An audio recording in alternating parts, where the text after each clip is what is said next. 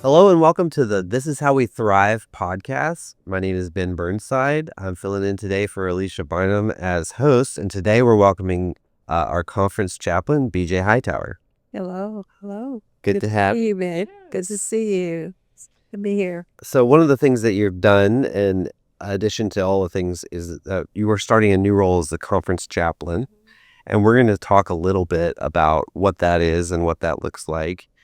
I just wanted to ask you as we get kind of started, what is your story to somebody who's never met you before? It's a good question. I'm a country girl. Okay. Grew up in the country, a little town that is halfway. If you went to San Antonio on I-10, Schulenburg sits right in the middle, and we're south of Schulenburg, a little town called Hallettsville. Okay. And so I grew up there, and actually I was born and raised in a little community even smaller. And so I love outside. I love the trees. I love the grass, the sand. I'm just very much a country girl from my childhood. I am also married for almost 54 years, a long time. A mother of two sons, grandmother of 3 granddaughters. So I had to learn how to grandparent with children that I didn't, not boys, in other words. So it was kind of different. I'm a walker. I love to walk. Well, yep. I love to walk.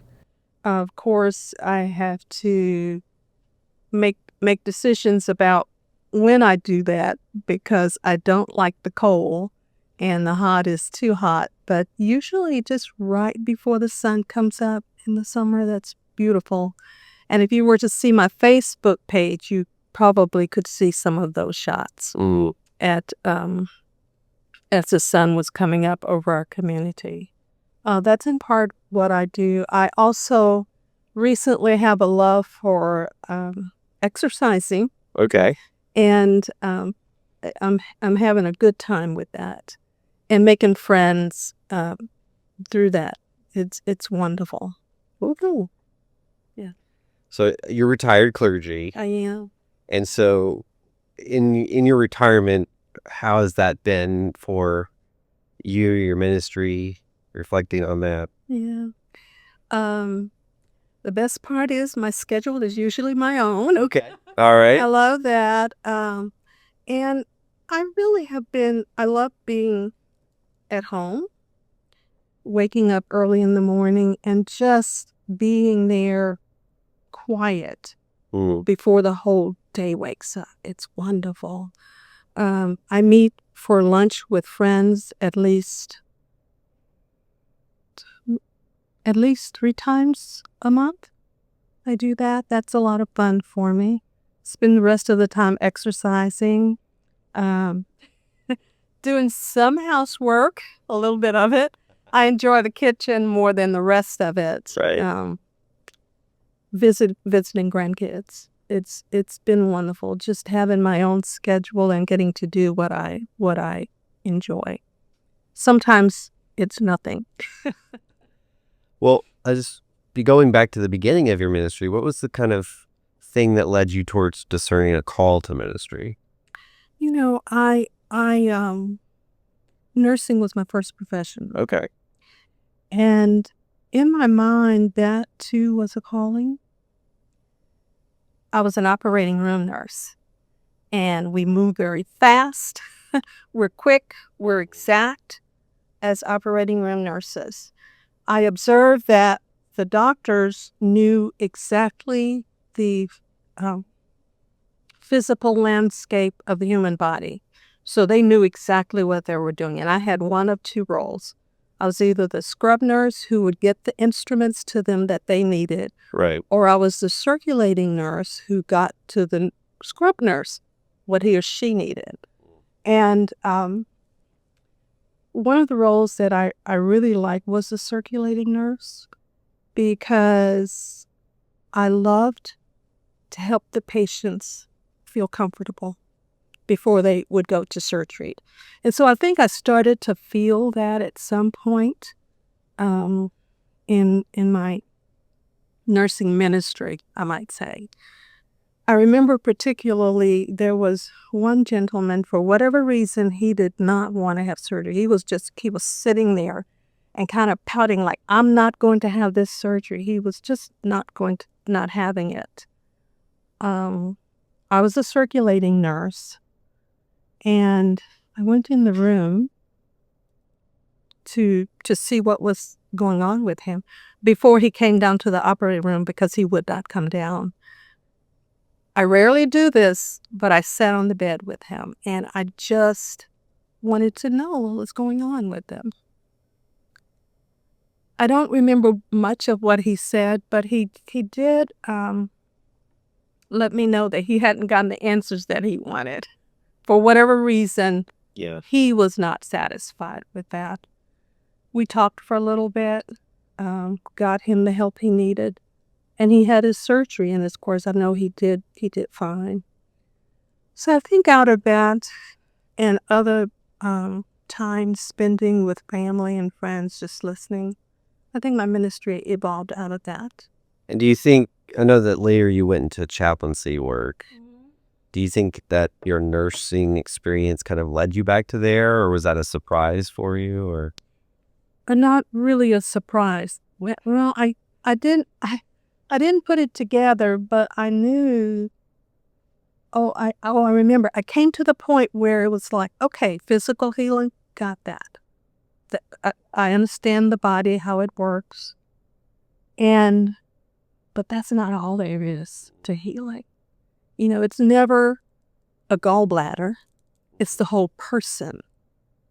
And so I think in that way, I began to want to understand the spiritual landscape of the person who is having the gallbladder surgery or the heart surgery or who has had a heart attack. But I wanted to understand that spiritual landscape, as it were. Because I just was convinced with healing being physical for that time, it was the mental and emotional parts that went with it that made the whole person. do you think from like a theological perspective, is there some insight that working both with the physical and the spiritual has brought to you? Because this is so important, the ways in which somebody's maybe receiving care just from visiting hospitals. I've learned just for people who are receiving care, but if their spirit isn't being tended to, they can just all of a sudden miraculously heal. I mean, there's an interplay there that we so often ignore. We treat ourselves like we're machines. Yes. And that's part of the message, is that we're not. That's right. That's right. We're human. I bet you've heard this, that we are human beings and not human doings. Yeah. That we, we're both and, really, not one or the other. So often, like you were saying, we're just doing this, going and going and going, and just the sense that there is that being part. If last week I was the guest on this podcast. Okay. And Alicia asked me, what's something about who you are, not what you do? And I didn't have a good answer at the time, but because like the question kind of stuck with me, I was like, well, I thought we are what we do, just at a Absolutely. not a conscious level, but it just struck me. So Absolutely. Yeah. well, I might ask you that later. So Yeah. So as a result of many conversations, we have kind of created this idea for a conference chaplain, which is a role we've asked you to kind of fill. So what can you kind of tell or explain to the people listening about what that is and what it's really all about? Chaplains generally are people who are theologically trained with additional training. that begins with peer relationships, what we call IPR, interpersonal relationships, and lots of patient care, lots of crisis care. And I think the role of the conference chaplain works in that way as well. But because we are clergy and generally reasonably well, not in a hospital setting, Right. the way I see this role evolving at the moment is that it is an ongoing relationship. Because in the hospital, you meet a patient, you go often deep with them in their disease at the moment, and then you don't ever see them anymore. Right. We're going to see each other some more and a lot more. And so I think for this role, it's about reaching out to clergy in their settings by phone at this time, checking in to see what is going on, what's happening. Is there anything that you would like to talk about, would like to share differently than you would with your district superintendent or other caring people? And so far, and I have made some calls already. Okay. And so, and I'm learning what that feels like. But, and at the end, offering prayer, it is companionship. It is a sense of a person who knows who has a sense of your ministry Mm-hmm. and can hear with different ears what you might be experiencing and be that companion, compassionate person coming alongside. Mm. So I guess one of the goals of this is to provide that kind of connection. Pastors can be so easily isolated, even though we are a connectional system. People can find themselves where they feel that people don't see them or interact with them or whatever. And we're trying to push on this idea of thriving, right? This idea that whenever we can thrive, we can be our best selves. So what can you share about, like, what does it look like for a clergy person to thrive in your mind? I would think it would be something holistic, that it would be the ministry, definitely, and that would be a passion that I think any pastor or chaplain or whatever ministry setting would be about. That's what would be happening. But on the other hand, there is that holistic side. We talked about the physical a little bit. Yeah. In my nursing, the emotional aspect, and for us, the connectional aspect. I think recently we've had what feels like some brokenness in our connectedness. And so it is rebuilding those relationships again, affirming the ones that are with us, loving and supporting each other. I think that has to continue. And I really like to personally see people connecting along different lines, because that idea that what is the idea that in things that are necessary, that's not the word. Let's be together. Mm-hmm. But there are other places, and let's have some diversity. Yeah. I can't remember the saying right now. Anyway, so let's be connected. Let's be diverse, and in everything, let's be charitable and compassionate and kind to each other. Mm-hmm. We have, as we all are all aware, we've been through some troubling times in the past, whatever years. I remember coming back from the pandemic, we were trying to imagine, what's it like to revitalize, what program, what can we do? The winning solution was, let's get together for a meal.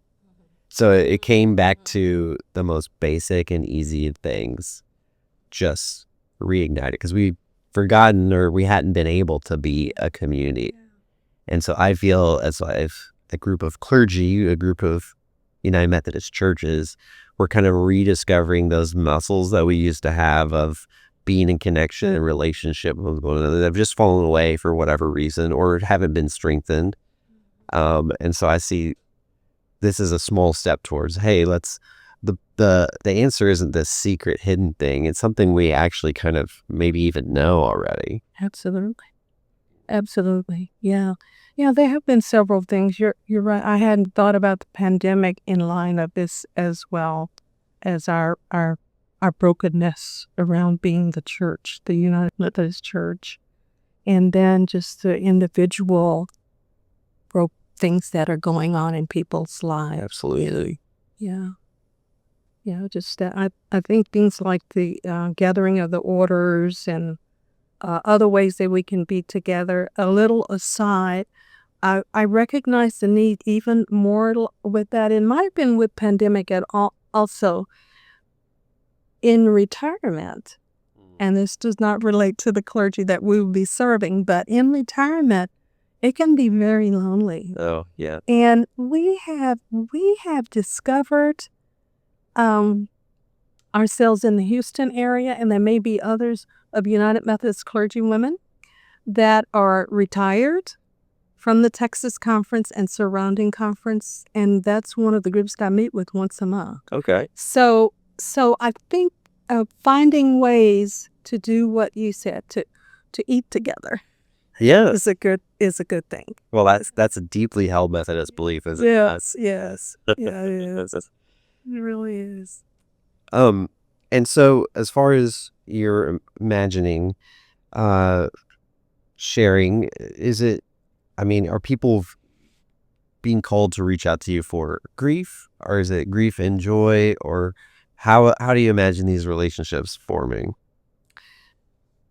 I would hope my aim would be to make a call to every clergy, every active clergy in the annual conference. Okay. I would hope that would build a sense of I want somebody to pray with me. That's not, I don't want to bother my DS, Right. thing. And my friends are out of town.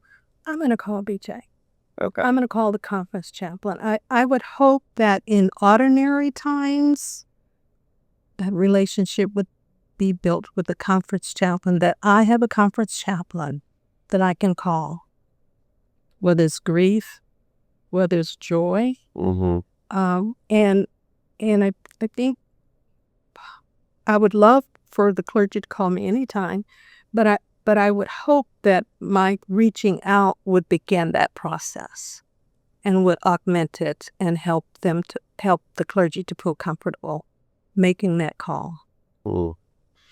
Now, as we were kind of imagining this, whenever we were thinking about it, we thought this would be perfect for a retired clergy. One, because you're outside of the appointment system, as they say. Yes.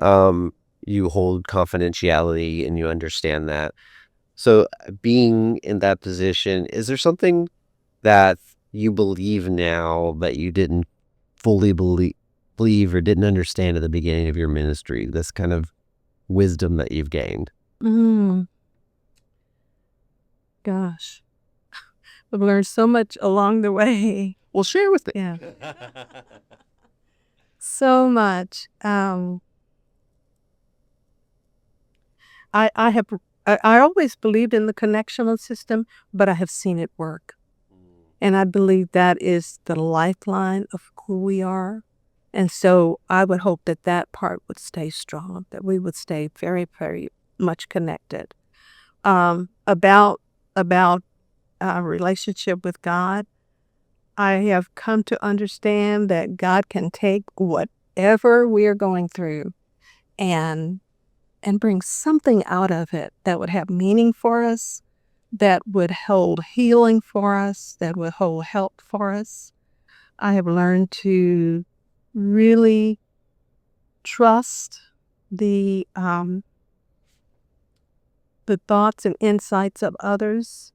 The other thing I love, and I was at this point before, but I believe that every voice needs to be heard. Mm. I'm a person who when we are sitting around a table, I want to know whose voice has not been brought into this conversation. Because I do believe that when we've heard as many as we can, then we hear the voice of God. Mm. That's one of my deep beliefs. Oh. Yeah.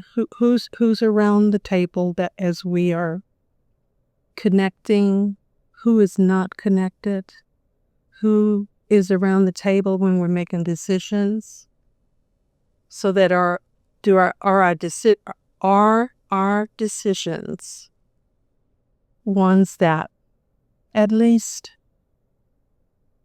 everyone has had a chance to voice. Just how to discern the voice of God. Yes. And how to make sure we don't ignore someone's voice who has something to contribute. It's very important. Absolutely.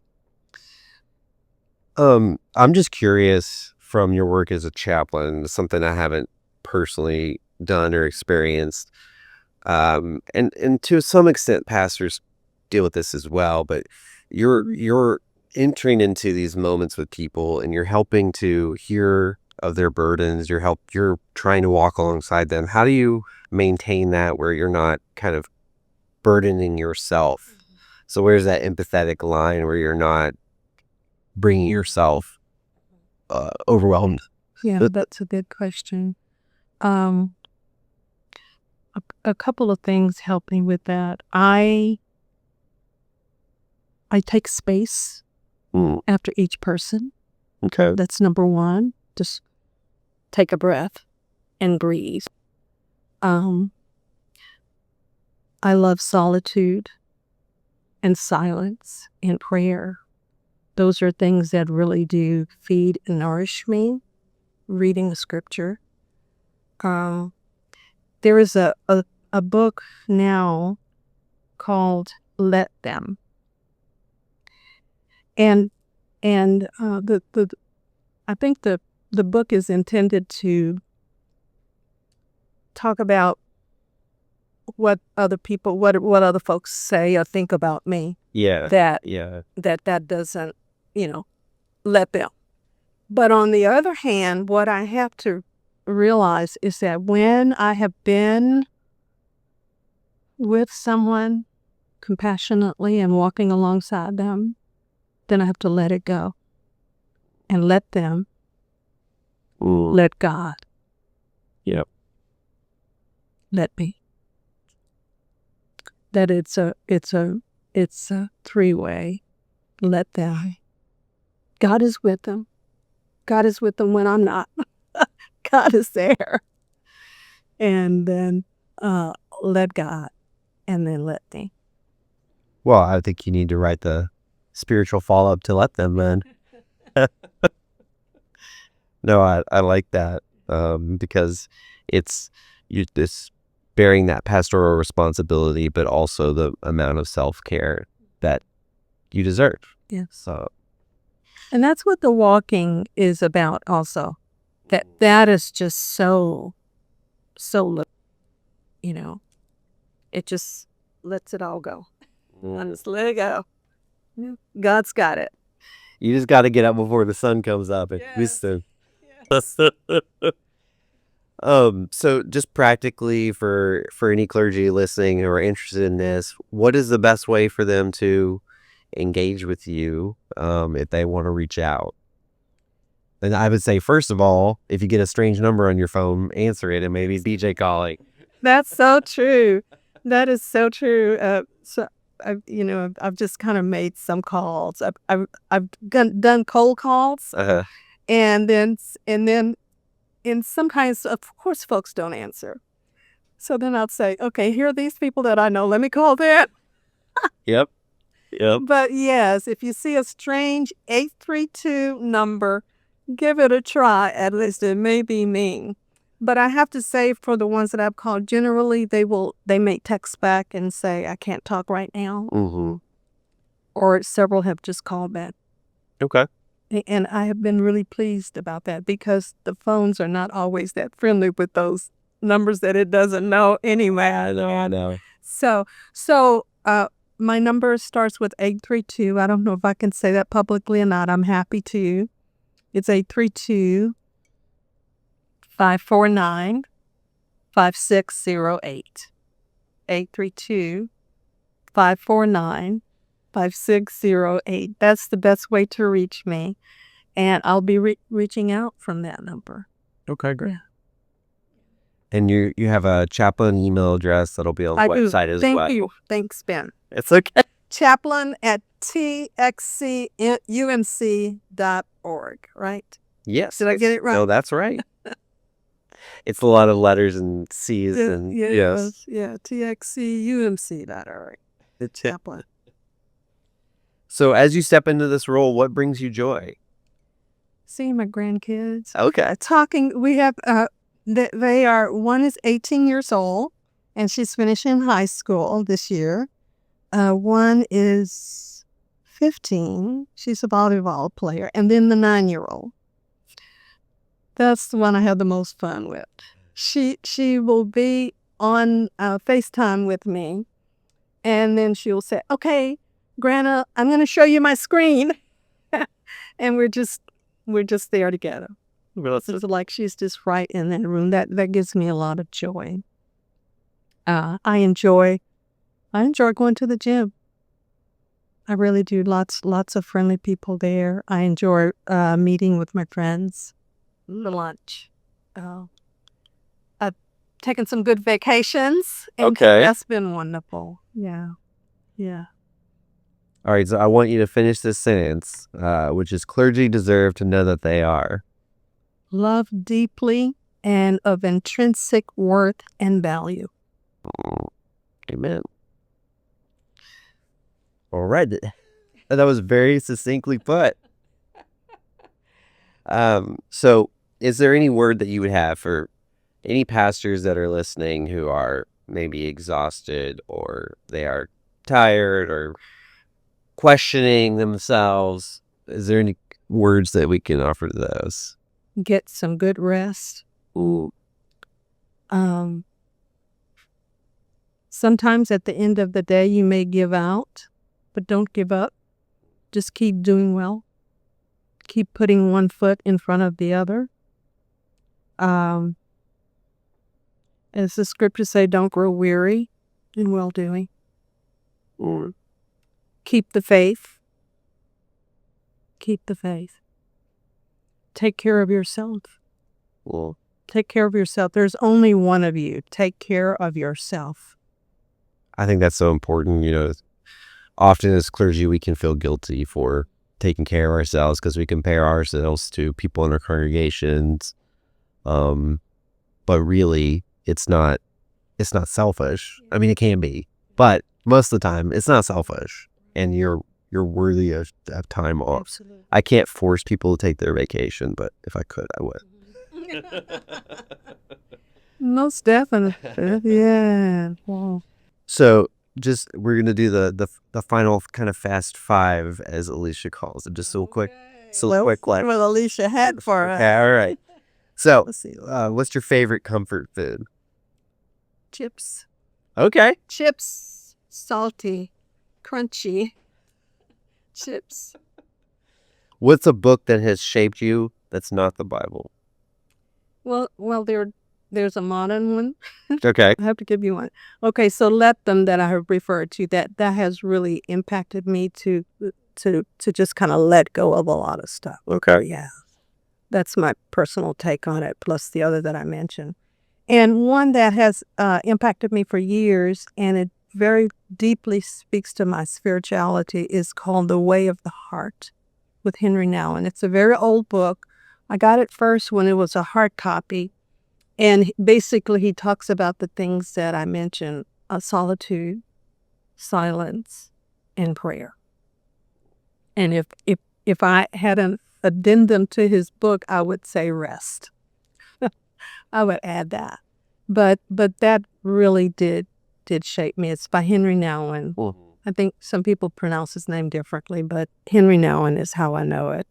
The Way of Salvation, I think. So yeah, those are my two favorite books, one old, one new. What is the, what is the wildest or craziest experience you had in serving ministry? Oh gosh, I was trying to think. I don't know. It's just that I can't come up with it. Some of the things the children say in church. Yeah. I remember the only thing I remember one little boy. I was trying to help them to understand being a cheerful giver. And I had this plate, so on one side, this paper plate, on one side was a happy face. And on the other side was a not happy face. And so, what does this face tell you? And they would say, happy, cheerful. And then when I showed them the other little boy, other page, one little boy said, he don't want to give no money in church. He don't want to give no money in church. So just remembering funny things that kids say. Yeah. Have been the greatest joy. What about the best concert you've been to? Thought about that one too. That you want to admit that you went to. Well, I'm going to tell you, I have not been to a concert in a long time. Okay. And the one I remember the most is James Brown. Okay. And that was lots and lots of years ago. It was probably my first one. I'm sure that energy there was crazy. It's just powerful. Just powerful. There's a point in my life where I went to a concert and I was like, this is loud. And then that's when I realized I was old. I'll tell you one I would love to go to though. I would love to see CeCe Winans. Okay. I'd love to do. She was here in December. I'd love to. Love that. Well, you should do that. Yes, I will next year. I'm going to do that if she comes back. What is your preferential brand of ice cream? Bluebell. This is a sponsored podcast from Bluebell. I'm just kidding. That's the right answer, obviously. Yeah, that's right. And my third favorite flavor is butter pecan. And what's the best part of retirement? Apart from the kind of, it mentioned some things, but I think just having free time, being able to do what I want to do when I want to do it, and yet being deeply committed to the work of Jesus Christ in the world. I still am very committed to that. I enjoy sitting. My husband is a great television watcher. I mean, he can watch it from the time he gets up, which is pretty late. He gets up pretty late. He stays up late. He gets up late. But one of the things I love is just sitting there with him, just sitting there.